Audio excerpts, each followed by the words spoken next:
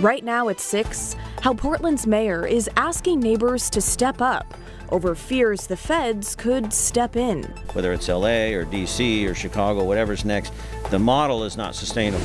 Plus, RFK Jr. faces a slew of criticism, including from Oregon's senior senator. Robert Kennedy has elevated conspiracy theorists, crackpots, and grifters. How the health secretary pushed back.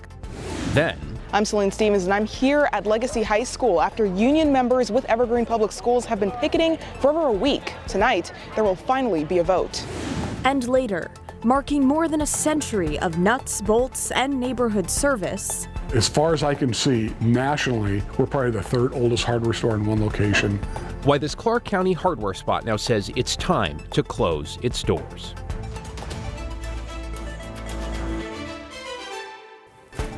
We begin at 6 with a call to action from Portland Mayor Keith Wilson.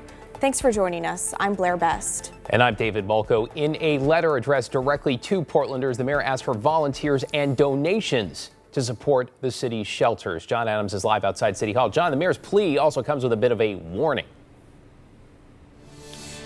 Well, David and Blair, that's exactly right. In that letter, the mayor warned that what's currently happening in Washington, D.C. with the National Guard could happen here as well if those shelters aren't successful. Portland Mayor Keith Wilson calling this a pivotal week in his quest to end homelessness in the city. In a letter sent to residents on a mailing list on Wednesday, the mayor made a plea for volunteers and donations to help shelters across the city. It's so encouraging to see the turnout of support in this mayor's request. Brian Aptekar is the program director tasked with helping connect volunteers and donations with where they can be most used. He says his inbox has been flooded with dozens of people looking to help in less than 24 hours. Some donations are already, in the works. I've had someone call up and getting phone chargers delivered to one of the shelters. The mayor's request also comes with a warning, urging for quick action due to recent events in Washington, D.C., hoping to prove the administration's deployment of the National Guard isn't needed in Portland. The letter comes as a day center and overnight shelter opens in the Pearl District. The overnight shelter has faced fierce pushback from people living nearby. Linda Witt says there has been a noticeable uptick in drug activity and camping in the Pearl in just the past few days. Just now I was walking down Lovejoy and I saw 5 people, in distress, so to speak, openly doing fentanyl. Witt had this to say about National Guard troops responding to Portland's homeless crisis. I think that since we haven't managed to conquer our homeless issue here in Portland, that it's, maybe not a bad deal to have somebody come in that can take care of it. Portland Police Chief Bob Day weighed in on the possibility of federal officers being deployed here during a press conference Thursday afternoon. Whether it's LA or DC or Chicago, whatever's next, the model is not sustainable. So there will be a period of time and it'll be difficult, but we are going to be here afterwards. And we did reach out to the mayor's office today for more info on this call for volunteers and donations. We did not hear back. Back to you. Okay, John Adams, downtown for us tonight. John, thank you. Meanwhile, Washington's Attorney General is urging the Trump administration to end National Guard deployments in cities across the country. Nick Brown called the deployments, quote, dangerous, illegal, and in violation of our founding principles. He said the president is using the Guard to, quote, create a military state in American cities and to bolster his image as an authoritarian who can do whatever he wants, end quote. The White House has indicated it plans to send troops to Chicago next, while Border Czar Tom Homan and Labor Secretary Lori Chavez-DeRemer have indicated Portland could be on the list. Well, happening now in Clark County, staff at Evergreen schools are voting on an offer the district hopes will get workers back on the job. Keeping a close eye on this one, let's get right to Celine Stevens live in Vancouver. Celine, the real push here to get students back to school. When do we think that will happen? David, we really don't know. There doesn't appear to be much support for this at all. Those I spoke with today say this latest proposal doesn't address their main concerns, which revolve around pay and safety. They say they feel like they're not being listened to, but the district says they're dealing with a $26 million shortfall over the next 3 years, and there's only so much that they can do. I will be voting no. I'm voting no. I'm telling everybody else to vote no. I'm voting no. I think it's a slap in the face from the district. Classified workers, a part of Evergreen PSC, have been on strike since early last week. pushing for better pay, staff stability, and student safety. And we'll go to the end of the month. I don't care what it takes. As of Thursday, they now get to vote on the district's latest proposal. Evergreen Public Schools' latest offer includes a 12.5% increase for paraeducators over 3 years, which isn't what the union wanted. We were hoping for the paraeducators, for example, for 15 was our bottom number. The proposal also including additional longevity payments to some employees, which workers say they didn't ask for. A one-time bonus is going to get taxed a lot higher. So even though they're offering $250, it's going to be around maybe $170 one time that we're going to get. That's not what we're looking for. They keep throwing empty thank yous at us, which aren't even things that we've bargained for at the table at all.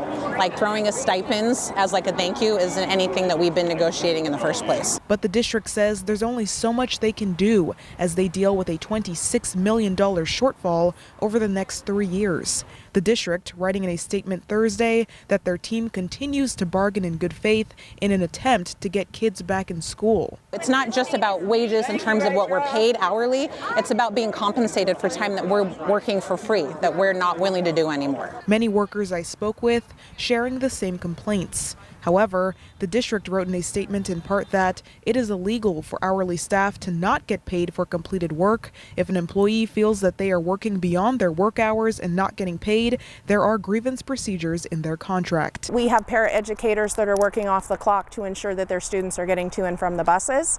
If a bus is late, the para is standing there unpaid for however long it takes for that bus to get there. So the vote ends at 7 and they will be hand counted. The union says that they hope to have results by around 9. The district announced that there will be no school tomorrow on Friday as well. Back to you. Okay, Celine Stevens, thank you. Well, teachers in the La Center School District returned to the picket lines today. The union is negotiating with the district on a new contract and primarily pushing for better pay. Both sides returned to the bargaining table today at noon. The district says it'll provide an update to families if there will be school tomorrow by 8 o'clock tonight.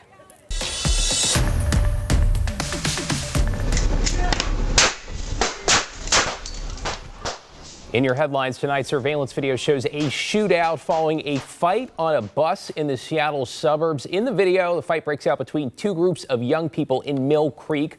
One group gets off the bus, the other stays on board, and that is when the gunfire starts. Police say no one was hurt. A K-9 team found and detained 2 juveniles. One was treated for a dog bite, the other released to a parent. Detectives say their investigation is ongoing.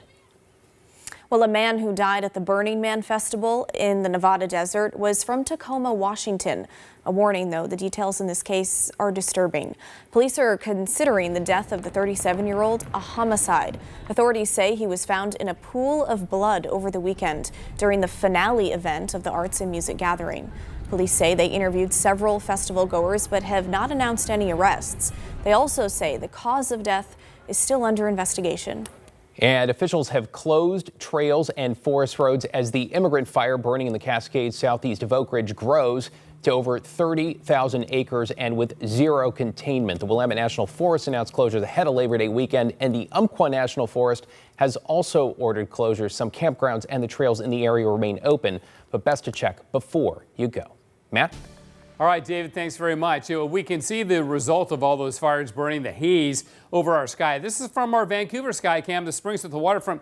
We're looking downstream along the Columbia River. There's the railroad bridge, of course, towards the West Hills, 87 degrees. So we warmed up like we thought we would, but we managed to stay below 90. Now that haze and the wildfire smoke creating some air quality that's less than ideal, although a couple spots in the Portland area is still in the good category. The rest of it, moderate air quality, which is better than other parts of the state in the northwest, east of Mount Adams, in the unhealthy category. There's a lot of smoke up in eastern Washington. Look at that, really thick, dense smoke. Several fires burning up there. In Oregon, it's the Evergreen fire, some of it bleeding over from Idaho into northeast Oregon, and then the blue fire down in northern California, the main culprits here. So we will continue to monitor the smoke and the air quality. In the meantime, tomorrow, a lot like today, partly sunny and hazy, and we climb into the mid to upper 80s, but that's going to be the last day, at least for this stretch, that we do that. We've got a pattern change on the way. It'll be cooler this weekend and next week, and there's even a couple of chances of rain. We'll detail those in a bit, guys.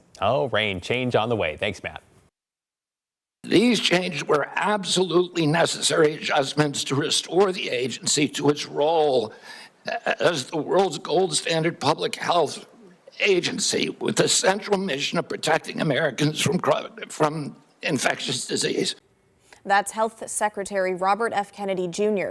defending the recent firing of the CDC director and changes to vaccine recommendations. He told senators today those moves support the Trump administration's goal of making Americans healthier. Though, of course, not everyone sees it that way. Case in point, Oregon senior senator who slammed Kennedy's leadership as chaotic and corrupt and asked for Kennedy to be formally sworn in, calling him a liar, a request which was denied. I'll only say, Mr. Chairman, that this committee's unwillingness to swear this witness is basically a message that it is acceptable to lie to the Senate Finance Committee about hugely important questions like vaccines.